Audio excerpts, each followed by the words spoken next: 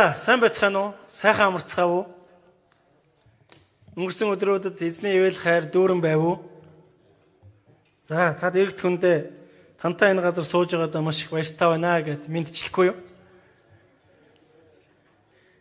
Та үнэхээр Бурхны дүр төрхтэй хүн байна шүү гэж бас хэлэхгүй юу? Амен. За, юутай сайхан өдөр вэ? Христ итгэгч бидний амьдралд нэм гараг гэдэг бол гайхалтай өдөр тийм үү? Нэм гараг буюу эзний өдөр гэж бид нар бас нэрлсэн байгаа шүү дээ. Тэгээ энэ өдөр нэг л тийм амар тайван, ерөөл дүүрэн, нэг л их инээсэн сайхан байдаг бах тийм үү? Юу гэж бодож чинь та? За өнөөдөр бас бидний хувьд бас тийм онцгой цаг байгаа тийм. Бид нар сар болгоны эхний 7 хоног хүүхдүүдтэйгээ хамтдаа хүндэтгэл мөрөглөө өргөдөг байгаа шүү дээ. Хүүхдийн цуглаан маань сар болгоны эхний 7 хоног хамт орж ирээд бид нартай хүндэтгэл мөргөл өргөөд үлдсэн 3 юм 4-7 хоног нь тусдаа хүндэтгэл мөргөл өргөж байгаа шүү дээ. Тийм учраас Галил Монголч чуулганы хүүхдийн цуглаан илүү эзэн дотор өрөөгдсөн, түүн дотор үнэхээр өргөжин тэлсэн тийм гайхалтай эзний оршихуй эзнэр бий болсон хүмүүс байх болтугай гэж бас өрөмөр байна. Тэгээ хүүхдийн цуглааныг бас өдөрдөн авч байгаа манай ганаа өдөрдөгч болон Чинжиг багш, манай бэлгүүнээ хүүхдийн цуглааны бас хариуцсан үйлчилж байгаа бүгдийн дээр эзнээс мэрэгэн ухаан дүүрэн байх болтугай. Тэгээд Солонгос улсад байгаа бидний ирээдүй болсон хүүхдүүдийн минь дээр Бурхны хаанчлал тэлэх болтугай. Бурхан дотор сонгогдсон бидний эзнийг Бурхнаа болгосон тэр гайхалтай хүүхдүүд ирээдүй маань өсөн төрнөх болтугай гэж эзний нэрээр дахин өрөөн ятгаж байна. Тийм ээ, тэгээд Солонгос улсад 50,000 монгол байгаа. Сүүлийн судалгаагаар уржигдар би судалгаа харж байсан. Тэгэхэд 57,000 монгол байна гэдэг ийм судалгаа байсан. Хамгийн сүүлийн 24 оны судалгаа. Тэгээ энэ 57,000 монгол гэдэг бол өөрөө Монгол улсын нэг аймаг байгаа шүү дээ. Тэгээд гэр бүлүүд тэнд донд их байна. Тэгээд гэр бүлүүд байна гэдэг чинь яах вэ? Үр хүүхдүүд тэнд байна гэсэн үг. Тэгэхээр тэр хүүхдүүдэд бүгдээр хамтдаа хүүхдийн цуглаанаараа дамжуулан чуулган маань хүрх учиртай юм шүү. Амен. Галил чуулганы хүүхдийн цуглаан маань маш том хараатай, том зорилготойгоор үйлчилж байгаа шүү. Тийм учраас итгэлийн ах дүүс минь санах бүрдээ хүүхдийн цуглаан болон хүүхдүүдийнхээ төлөө онцгойл нь энэ цуглааныг өдөрдөн авч яваа өдөрдөгч багш нарынхаа төлөө залбирдаг байгаарай гэж эзний нэрээр ятгамаар байна. Та бүгдийн бидний минь хамгийн том оролцоо юуны төрөнд залбирал. Эзэн ятгуул та бас биеэрээ оролцоорой гэж эзний нэрээр бас чиглүүлнэ. Бас таныг би ятгамаар байна. Амен. За. Эзний үг юу гэдэг вүлээ? Нухс чимэг рүү орно гэдэг шүү дээ, тий. Тэгэхээр энэ үг таны нухс чимэг рүү ороосоо гэж үнэхээр би хүсэж байна. Тэгээ би хүсээ зогсохгүй бурхан бас хүсэж байгаа байхаа гэж бодож байна. Тэгээ тэр нухс чимэг рүү ороод яана гэлээ? Идгэн гэсэн шүү. Бас амьдруулна гэсэн байна. Амен. Тэгээ Библиэлд чи юу гэж хэлсэн байдаг лээ? Би та нарыг амьлуулах болно гэсэн. Би та нарыг амьдруулах болно. Би та нарт мөнх амийг өгөх болно гэж Есүс эзний ирсэн зорилго бол ерөөсөө л тэр шүү. Та итгэж байгаа юу? Та хүлээж авсан уу? Тэгвэл бүгд хамтдаа түүнд алдрын чанга алгад ашалтыг өргөе. Яагаад гэвэл бидэнд амьлуулдаг бурхан байна. Түүнээс ш амьгүй бурхан ерөөсөө биш гэсэн үг. Яг амьгүй бурхад бол олон байна л да, энэ тэрүүгээр олон хүмүүс ингээл илэрхийлэл явж гин. Тэрийг өөрсдөө бурхад гэдээ хүлээгээд авцсан тий. Гэтэ бидний бурхан бол өөр шүү. Тэр яадаг гэж амьлуулдаг. Гайхалтай эзэн шүү. За тэгээ өнөөдөр хамтдаа Тит номын 2 дугаар бүлгийн 11-ээс 15 дугаар хэсгээс суралцах бол. Тит номын 2 дугаар бүлгийн 11-ийн 15-аас суралцах болно. Маш чухал зүйлийг эзэн энд хэлж өгсөн байна. Итгэгч хүний амьдрал үнэхээр чухал зүйл шүү. Та анхааралтай сонсоорой. За магадгүй та итгэгч биш байсан ч гэсэн таны амьдралд үнэхээр ам өөх тийм үг байгаа шүү. Амен. Тэгээ та өнөөдөр энэ газар ирж суусан нь санамсаргүй зүйл ерөөсөө биш шүү. Бурхан бидний амьдралд сайныг төлөвлөсөн байгаа. Тийм учраас тэр хамгийн сайныг бидэнд өгөхөөр өнөөдөр Христийн чуулганд суулгаж байгаа юм шүү. Яагаад? Бурхан суулгаж байгаа шүү. Өөр хэн ч биш. Бидний бодлоор бол бид нар өнөөдөр бүгд өөр газар яваа өстэй. Зарим нь ганц амарч байгаа өдрөө дэлгүүр мэлгүүр явж байгаа бах тийм үү? Зарим нь ганц амарч байгаа өдрөө гэртээ сайхан унтж байгаа бах. Зарим нь ганц амарч байгаа өдөр ажил их болтох бах тийм үү? Тэгээ ажил гарах бах. Гэхдээ өнөөдөр энд сууж байгаа бид нар тэгээгүй байхгүй юу? Яасан бэ гэхээр Бурхны өргөнд цугларсан хүмүүс байна. Яг л Бурхан бидний амьдралыг ингэж өөрчилсөн гэсэн. Тэр амь өгдөг учраас. Тэгэхээр өнөөдөр энд сууж байгаа нь биднээс биш Бурханаас гэдгийг та 100% хүлээж аваарай. Магадгүй та хэн нэг дагаад ирсэн байж болно. Найзаагаа ч юм уу, ахыгаа ч юм уу, ихчээгээ ч юм уу. Бурхан танд сайныг зөвлөж байгаа. Харин тэр сайныг хүлээж авах үг нь бидэнд байгаа гэсэн үг байна. Тэгэхээр та дэрэгт хүнийг хараач та үнэхээр Бурханы дүр төрхтэй хүн байх шүү гэж дахин хэлээч. Би тантай, би чамтай, би найзтайгаа, би ахтайгаа, би ээжтэйгаа, аавтайгаа энэ газар ямар өрөөлөөр хамт сууж байна гэж хэлэхгүй юу? Амен. Тэгээ бүгд хамтдаа энэ эзэн дахин нэг алдрын чанга алгад шилдэг өргөё. За, Тит ном 2:11. За би уншиж өгье. Учир нь хүн бүхэнд аврал авчрагч Бурхны нэгүсэл үзэгдэж сүсэг бишрэлгүйг болон ертөнцийн шунлыг үүсгэхийг мөн идүүгээ үед биеэ цэндэг ба сүсэг бишрэлтэй амьдрахыг бидэнд сургадаг. Ингэхдээ бид агуу Бурхан ба аврагч Есүс Христийн ерөөл найдвар хийгээд цог жавхланд илэрхийллийг хүлээдэг. Тэр өөрийгөө бидний төлөө өгсөн нь бидний аливаа ёс бус явдлаас золино сайн үйлсэд зүтгэгч тусгай ард түмнийг өөртөө цэвэршүүлэхийн тулд юм а. Чи эдгээрийг бүхий л эрх мэдлэр ятга зэмэл хинч чамааг бүү басамжлагаа гэсэн. Маш чухал зүйл байна тийм үү? За Тит гэгч энэ шинэ гэрэн дээр гарч байгаа маш богинохон ном. Тэгтээ 3 бүлэгтэй ном шүү дээ. Тэгтээ маш хүчтэй зүйлийг илэрхийлсэн ном байдаг. Библийн бүх үг хүчтэй л дээ. Тэгэхээр тэрэн дундаас онцгойлон гэж бас нэрийдмээр миний хувьд. Тэгээ Тит бол Паулын дагалдагч байсан тий. Паул түүнийг бүр миний сүнсэн дотор хүү гэж хүртэл тодорхойлж ирсэн.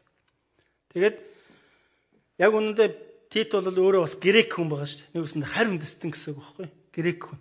Тэр еврей хүн биш тий. Харь үндэстэн хүн Библиэлд удирдахч болно тий. Бурхны үгийг бусдад зааж байгаа ийм дүр төрх гарч байгаа гэсэн үг. Тэгэхээр Титэд бол Паул яасан бэхээр ерөнхийдөө Крит гэдэг арал байдаг тий. Крит аймаг, Крит арал. Крит арлад Паул тэ 3 дугаар аяллаараа явж байхдаа ер нь бол тэнд чуулган бий болгосон тий. Тэгээ тэнд байгаа хүмүүс чуулганд удирдагч нарыг томлох, мөн эзэн дотор сургах тий. Олон гайхалтай мөн гаж сургаалаас аврах, тий зөв сургаалыг заах гэд олон зүйлийг тий хариуцуулаад Титийг тэнд одоо үлдээсэн байдаг. Тэгээ Тит рүү тэнд үйлчилж явах үед яг энэ номыг эдгээр зүйлийг илүүчлэн голчлон заагаараа гэдэг зүйлийг илүү тодтогч өгөөд ингэж бичиж өгсөн юм ном байгаа. Тэгэхээр ах トゥ нараа юу гэхээр энд нэг чухал зүйл сургадаг гэдэг. Сургадаг гэж хэлэхгүй юм. Сургадаг. Бид аливаа зүйлийг сурч байж дараагийн төвшин рүү гардаг ш. Бид нар аливаа зүйлийг сурч байж одоо байгаагаас өөр төвшин рүү гарна гэсэн үг. Тийм учраас бид нар Монголд ч одоо үйл 6 дугаар ангиасаа илүү. Бидний үед ч одоо 8 дугаар ангиасаа сургуульд ороод те боловсрал эзэмшээл ингээл явдаг байсан. Тэгээд те яг академик боловсрал гэж байна, амьдрал дээр сурсан боловсрал гэж байна. Гэхдээ ямарваа нэгэн зүйл дээр хүн суралцаж байж л цаашаа гарч байгаа. Явж байгаа. Тэгэхээр энд юу гэсэн бэхээр Бурхан сургадаг тухай илэрхийлсэн байгаа. Тэгсэн байгаа шүү дээ. Сургадаг гэж. Миний хувьд Туркид нэг эзний одоо ажлыг хийгээд явж байсан. Тэгсэн тэр үед Туркч өөрөө нөгөө исламын шашинтай шүү дээ ер нь тий. Исламын шашинтай. Тэгээ Туркид ер нь бол ийм 5 удаа ийм хонх цогтөг. Тэгээ тэр хонх цохол дээр ер нь бол хүн ардаараа залбирал үйлддэг. Бүр ингээ яг ингээд нутаг дэвсгэр болгон дээр энэ цагаан хоолойтой. Тэгээ тэр цагаан хоолоогоор ингээл нэг юм гэх маягтай. Гэтэ би бас илэрхийлж чадахгүй л юм л да. Нэг иймэрхүү аялгау явдаг. Тэгээ тэр аялгауг заримдаа ингээд сонсоход нэг гонигтаач юм шиг тийм аялгау. Гэхдээ тэр нь ер нь бол тийм магтаал явж байгаа гэдэг илэрхийлэл юм байл. Тэгээ энэ аялгау явахад өөрөөр нэг, үдээс өмнө нэг, үдээс хойш нэг, 5-6 цагийн үед нэг, орой 9 цагийн үед ч үлээ нэг ингээд дуурдаг. Тэгээ энэ үе болгонд хүмүүс яг энэ улсын ард түмэн Иерусалим руу хараад мөрөгдөг. Ийм зан үйл үлддэг ер нь бол. Тэгэхээр нэг өсөндөө энэ яаж ийнэ гэхээр тэдгэр хүмүүсийг бид нар еврей боловсролыг харах юм бол бүр багаас нь бэлддэг байгаа даа шүү дээ. Еврейн боловсрол мөн исламын боловсрол бас тэдгэр хүүхдүүдийг багаас нь бэлддэг. Яг л энэ чи Эден шашны бас нэг юм суурь байгаад байдаг шүү дээ тэд нар. Тэгээ маш хатуу чанга дотор сургадаг байна. Тийм учраас тэдгээр хүүхдүүд үнэхээр гайхалтайгаар бэлтгэгдэж байгаа. Тэгэхээр нэг өсөндөө би энд юу гэж хэлэх гээд байна гэхээр хүн альва зүйлийг хүлээж авахын тулд заавал сурж боловсрч байж яах нь дараагийн төвшин рүү гардаг, амьдралдаа хэвшил болгодог, амьдралын хэв маяг болгодог тухай илэрхийлэх гээд байна. Тэр өнөөдөр бид нар ч гэсэн Христ итгэгч бид нар нийгэмдэр ийм зүйл байна, өөр шашинд ч ийм зүйлүүд байна. Христ итгэгч бидний дунд ч гэсэн яг энэ зүйл байдаг байна.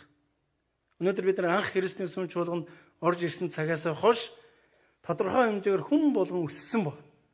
Тодорхой хэмжээнд хүн болгон Бурхныг мэдэх мэдлэг дотор хөгжсөн байгаа.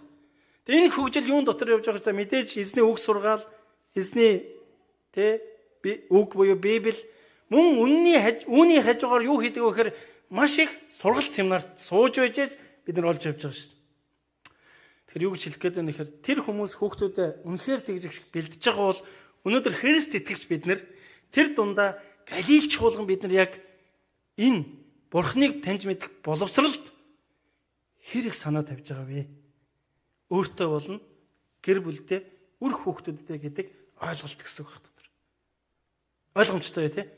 Тэгэхээр ах дунараа би таныг эзний нэрээр ятгахмаар байна.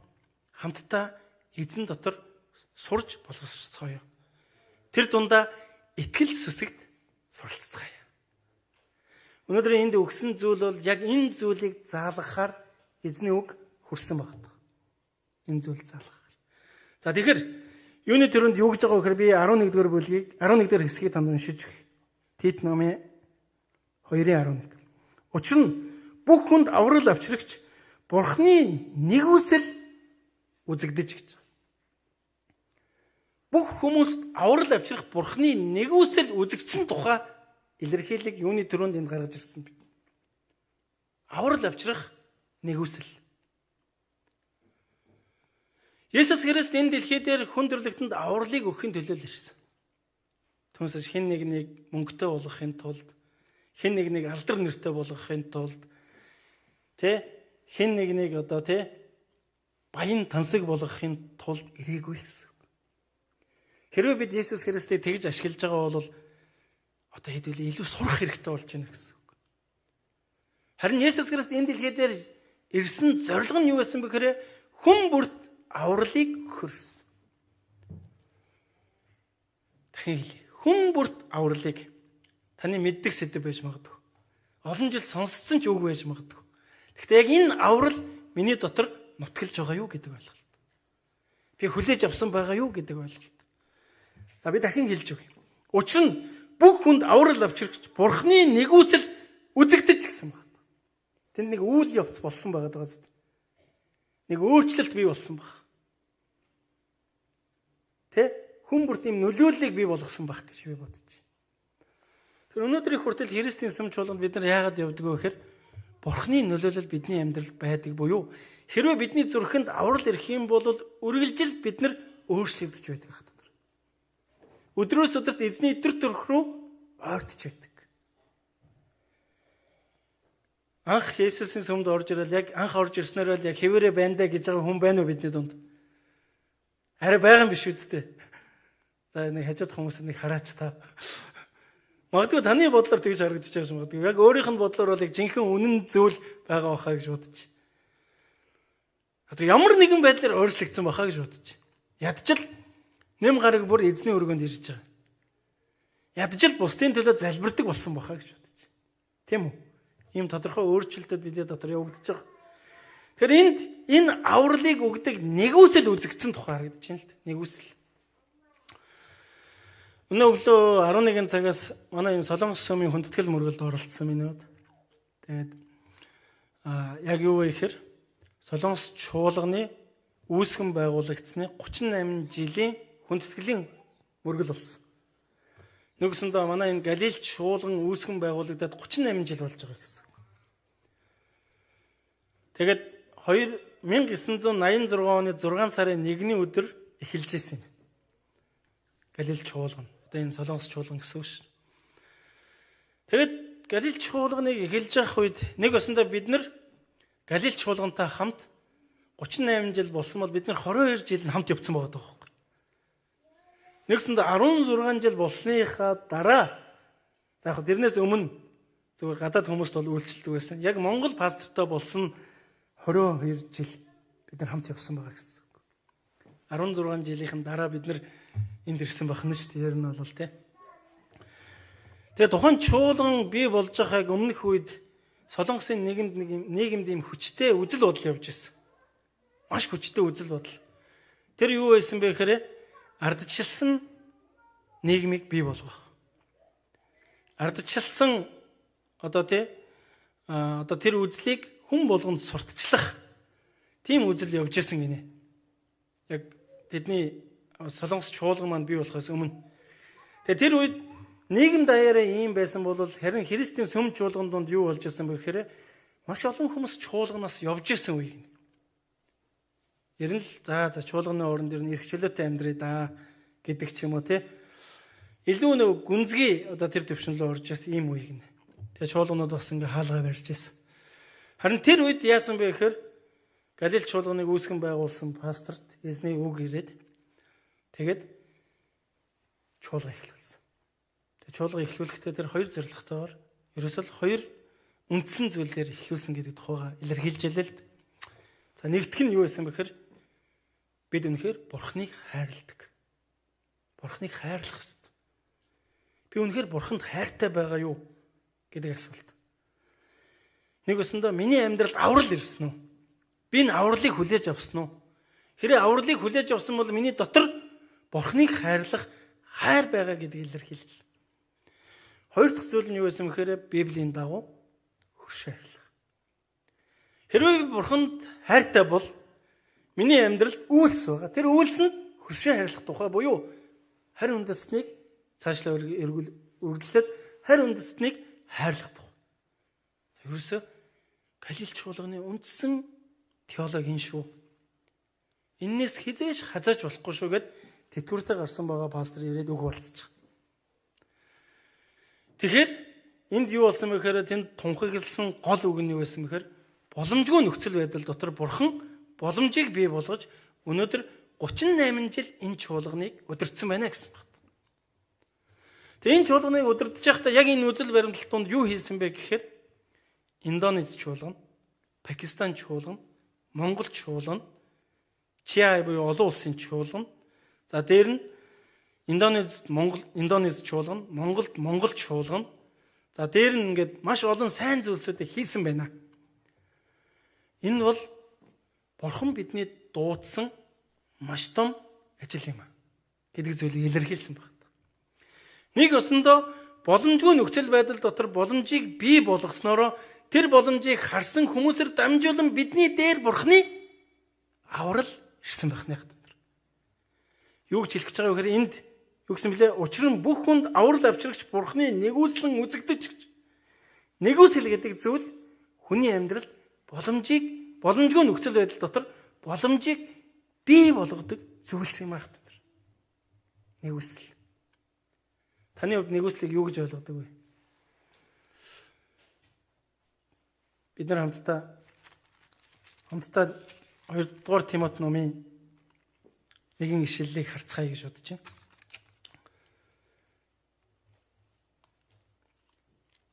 За түүнээс өмнө 1-р Коринт номын 15:9-ийг харъя. 1-р Коринт номын 15:9. Учир нь би элч нараас хамгийн өчүүхэн нь бөгөөд Бурхны чуулганыг хавчигч байсан тул элч гэж нэрлэх зохисгүй хүн юм аа. Паул элч тунхаглаж байгаа шүү дээ. Харин Бурхны нэгүслэр би одоогийн би болсон түүний надад үзэгдсэн нэгүсэл хоосон байгаагүй. Харин ч би тэд бүгдээс илүү зүтгэсэн юм. Ингэхдээ би биш, харин надтай хамт байдаг Бурхны нэгүсэл билээ гэсэн. Паул энд юу шилсэн бэхээр би Есүст итгэдэг хүмүүсийг хавчдаг хүн байсан. Яг үндэ би бол элч гэж дуудагдах зохистой нэгэн бол ерөөсөө бишээ.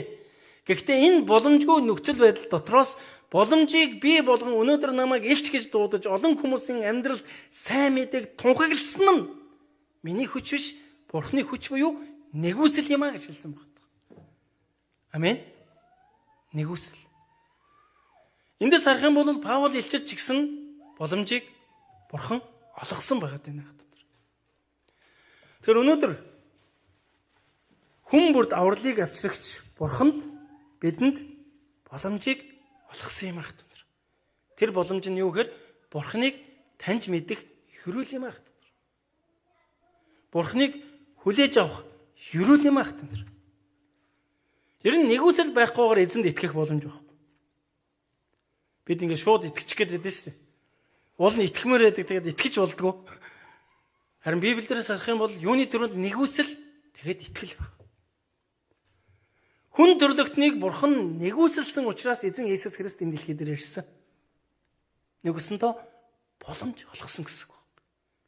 Харин энэ боломжийг хүлээж авсан хүмүүсийн амьдралд итгэл өгөгдсөн байна хат.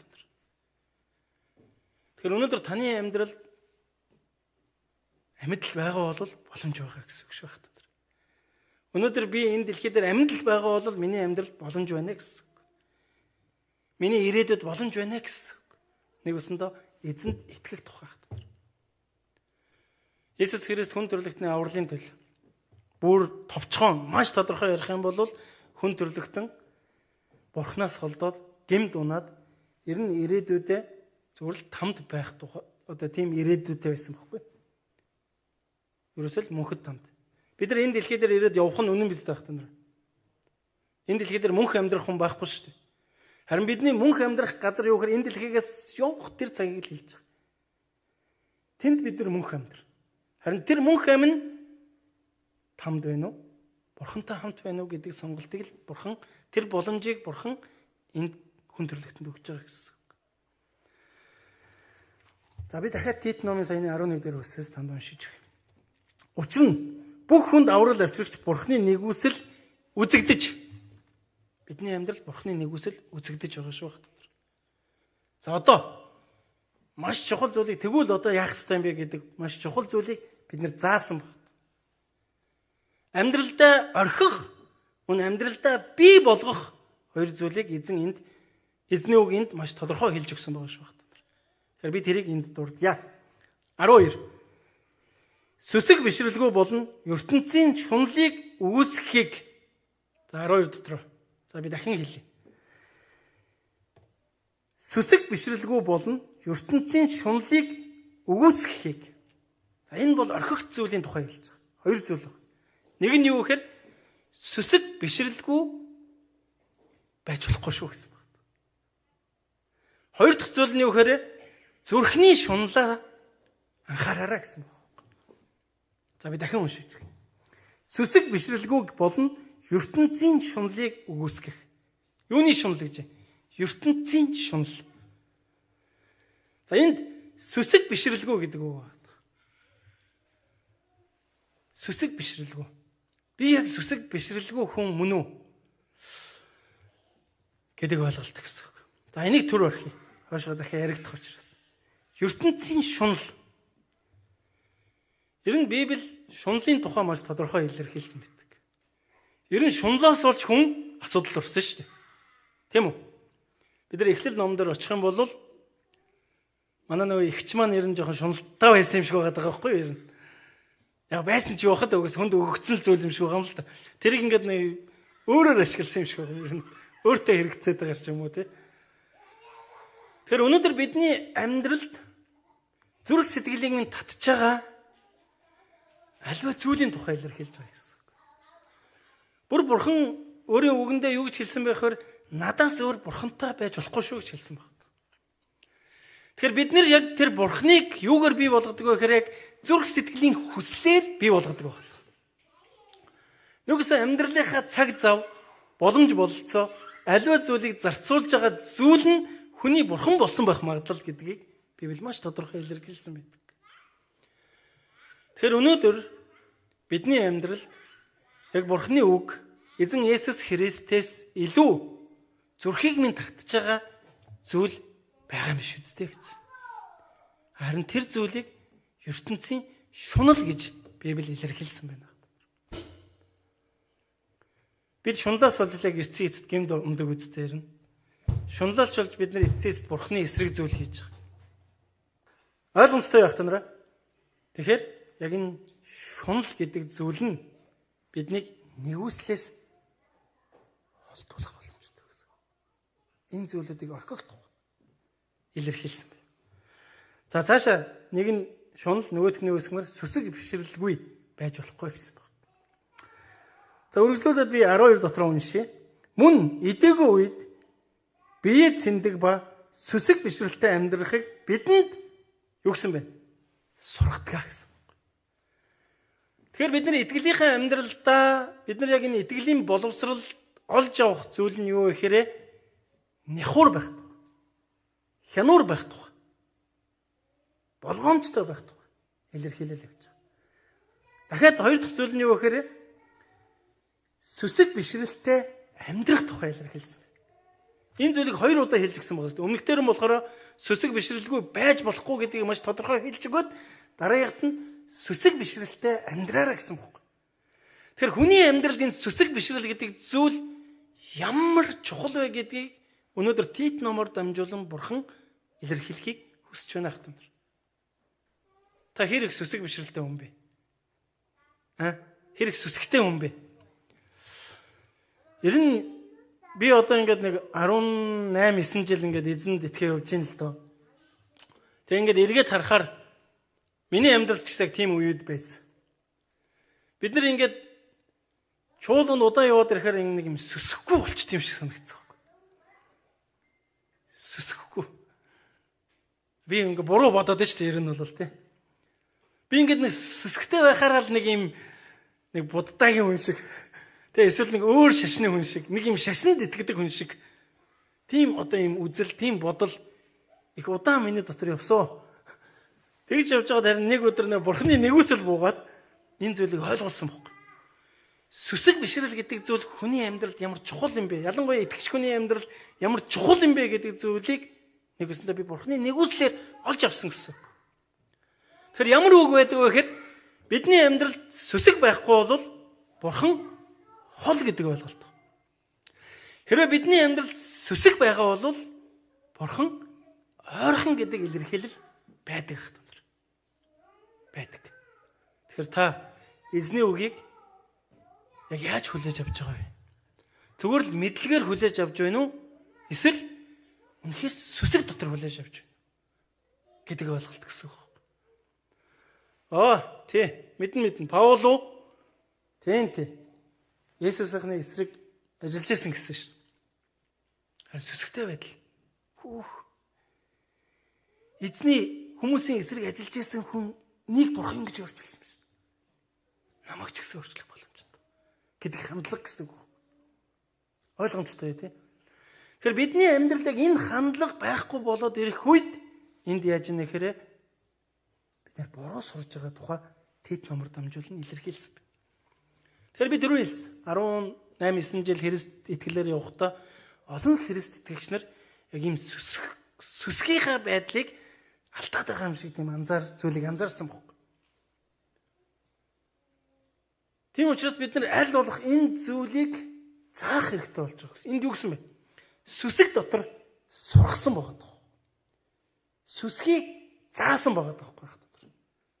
Амин. Тэгэхээр сүсэхгүйгээр бид нар эзнийг олж харах боломж байхгүй гэсэн. Нэгсэндээ бидний амьдралд сүсэг байгаа нь Бурхны нэгүсэл юм аа.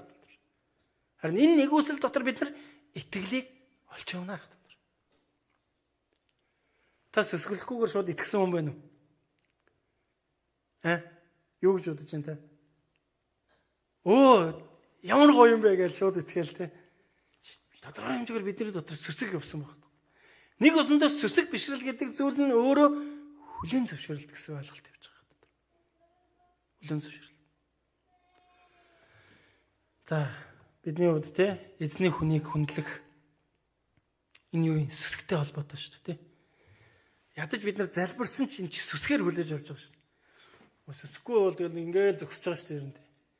Магтсан ч бид нар сүсгтэй залбирч магтаж байгаа шүү. Тэгээ сүсэг байхгүй бол ингээл тэр гараа өргөч. Тэр үүлээд энэ үүлсэн биш тийм. Би юм болчихгүй юмсан. Гэл ингээд зогсож байгаа гэсэн үг. Харин та нар анзаарсан баг. Иесуст итгэдэггүй. Тэгтээ сүсгтэй хүн орж ирээд шууд эзний оршууд орж ирээд бууж өгдөг. Сүсгэлэл байна шүү дээ. Тэндээс бүх зүйлийг хэлж байгаа гэсэн. Тэгэхээр ах дунараа би ч заримдаа энд нэг жоохон урилж ашгараад байдаг шүү дээ. Миний сүсэг гэж бодоод байгаа байхгүй. Гэтэ галзуу хүн бол ерөөсөө биш шүү заа. Тэгэхээр ах дунараа сүсгэлэл гэдэг зүйл Библиэд бол маш чухал зүйл юм а гэдгийг өөрийн хүмүүстэй заасан байна ах дунараа. За би дахин уншиж. Учир нь хүн бүхэнд аврал авчрагч Бурхны нэгүсэл үзэгдэж. Бурхны нэгүсэл хүн бүрийн амьдралд үзэгдсэн баг. Сүсэг бишрэлгүй болон ертөнцийн шунлыг үгүйсгэхийг мөн идэвгүй үед биеэ цэндэг ба сүсэг бишрэлтэй амьдрахыг бидэнд сургадаг. Цаашаа үргэлжлүүлээд ингэхдээ бид агуу Бурхан ба аврагч Есүс Христийнхээ ерөөл ба найдвар хийгээд цог жавхланд илэрхийллийг юу гэсэн бэ? Хүлээдэг юм а гэсэн. Бидний амьдрал сүсэг байхгүй бол аюул энийг хүлээж чадахгүй байна шүү дээ. Эзнийг дахин эртэл. Эзэн энэ дэлхий дээр эргээд яасан. Бид сүсэг дотор, итгэл дотор алхах хэрэгтэй болж байна гэсэн үг дотор. Амен. За, өнөөдөр бүгдээрээ маш чухал 4 зүйл сурсан шүү. 2 нь орхих зүйл, 2 нь бий болгох зүйл шүү. Бий болгох зүйл. Өөрөө бий болчдөг зүйл биш байна шүү. Нэг тийм саяны нөгөө Монгол залуу нэг Англид очсон нэг Монгол залуу нэг гоё зүйлийг биднэрт ойлгуулад байгаа шүү дээ. Мөрөөдөл биелдэг биш юм байна. Мөрөөдлийг биелүүлдэг юм байна гэдэг байгаа шүү. Тийм үү? Библи ч гэсэн биднэрт яг энэ зүйлийг илэрхийлж байгаа шүү. Биелүүлдэг, бий болгодог. Хинтээ хамт, нэгүсэлтэй хамт, итгэлтэй хамт, Бурхантай хамт юм аах.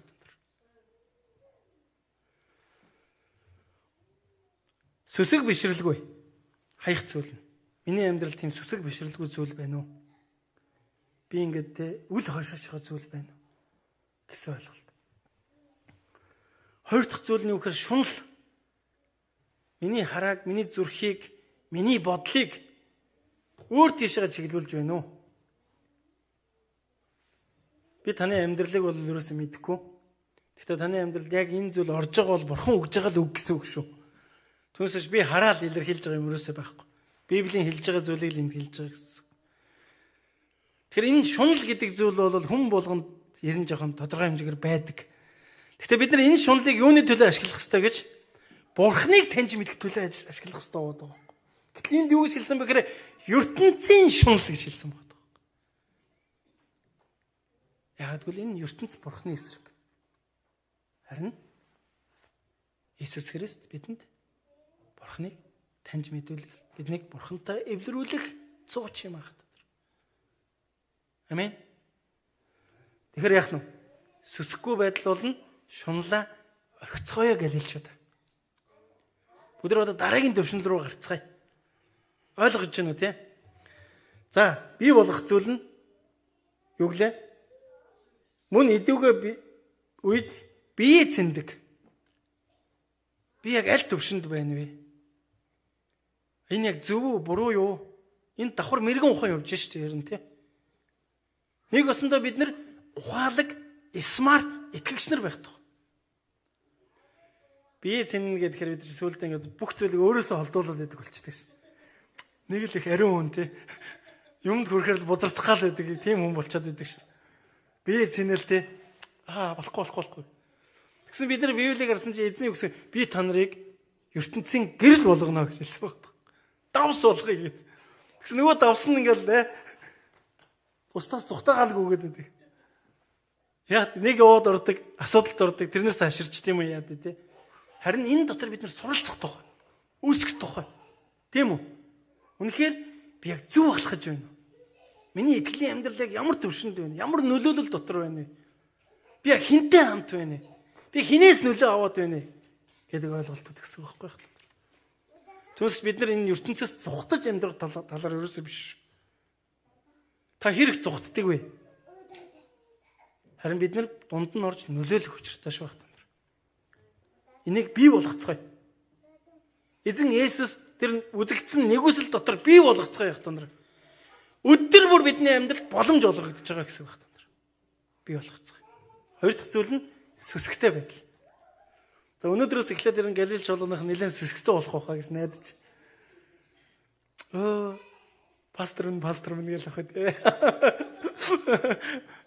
Тэр талаар ерөөсөө яриаггүй шүү. За яг эзний үгэн дотор сүсгтэй байх тоо. Яг энэ сүсэг бишрэл дотор тэгээ энэ гайхалтай зүйл дотор хүлээж авах тоо.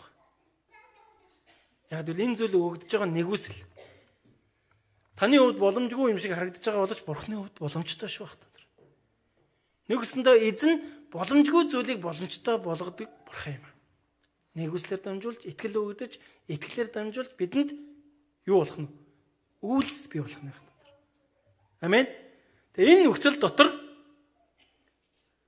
агуу Бурхан ба аврагч Есүс Христийнхээ ерөөл бид нар энэ нөхцөл дотор ийм зүйлсүүдийг хүлээж авч байгаа шүү. Ерөөлт. Тэгээд найдвар хийгээд цог жавхлан илэрхийллийг хүлээдэг юм аа гэсэн. Ерөөлийг хүлээж авдаг, найдварыг хүлээж авдаг, мөн Бурхны цог жавхлан хүлээж авах тухай буюу эзнээс ирэх хүчийг хүлээж авах болно гэх юм. Амен. Эзэн биднийг юу их болтгоо.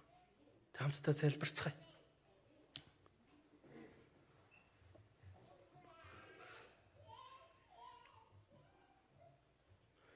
За үргэлжлүүлээд би 14 15-ыг уншиж өгье. Залбирахаас өмнө. Тэр өөрийгөө бидний төлөө өгсөн нь биднийг аливаа ёс бус явдлаас золино.